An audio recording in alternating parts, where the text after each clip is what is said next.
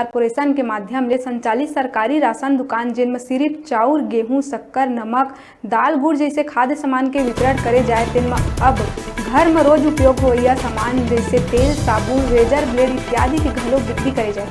PDS के दुकान मन में अब गैर पीडीएस के सामान घलो बिक्री करे जाए के निर्णय ले रहे, जेकर ले आम जनता मन ला अच्छा गुणवत्ता के संगे संग एके जगह में अन्य रोजाना प्रयोग होइया सामान घलो आसानी से उपलब्ध हो सके।